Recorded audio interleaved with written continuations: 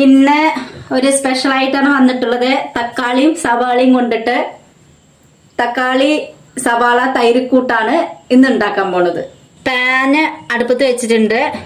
ഉള്ളി, തക്കാളി, കുറച്ച് ഉപ്പിട്ട് കൊടുക്കുക.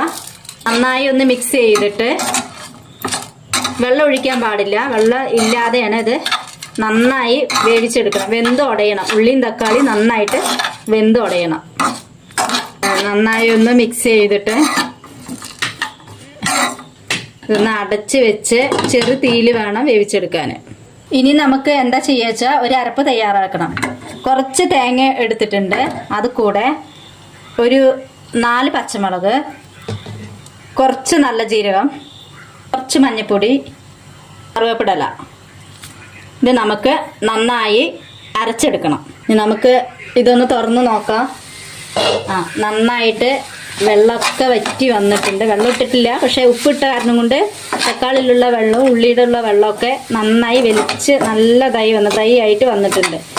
ഇനി നമുക്ക് എന്താ വെച്ചാൽ ഇതാണ്ടോ അരപ്പില്ലേ, അരപ്പ് അരച്ച് കൊണ്ടുവന്നിട്ടുണ്ട്. ഇതാ അരപ്പ് റെഡി ആയിട്ടുണ്ട്. ഇനി അരപ്പ് ഇതിലേക്ക് ഇട്ട് കൊടുക്കുക.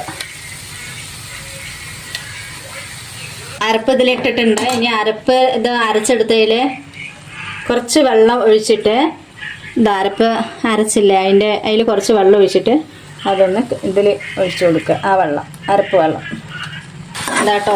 നന്നായിട്ട് അരപ്പൊക്കെ എല്ലാം കൂട്ടി നന്നായി മിക്സ് ചെയ്തിട്ടുണ്ട്.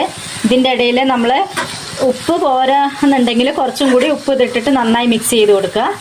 ഇനി എന്താ വെച്ചാൽ നമുക്ക് ചെയ്യേണ്ടത് തൈര് നമുക്ക് പുളിയില്ലാത്ത തൈരാണ്. ഒരുപാട് പുളി പാടില്ല, അത്യാവശ്യത്തിനുള്ള പുളി ഉള്ള തൈര് കുറച്ച് ഇതിലേക്ക് ഒഴിച്ചു കൊടുക്കുക. അപ്പോൾ തക്കാളി തൈര് കൂട്ട് റെഡിയായി വന്നിട്ടുണ്ട്. ഇനി നമുക്ക് എന്താ വെച്ചാൽ ഇതിൽ കുറച്ച് 1 സ്പൂണ് വെളിച്ചെണ്ണ ഒഴിച്ചു കൊടുക്കുക.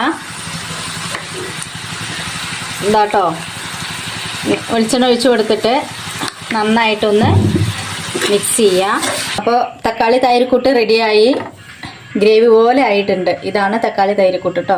ഇനി ഞാൻ വേറെ പാത്രത്തിലേക്ക് ഇത് മാറ്റുകയാണ്. അപ്പം എല്ലാവരും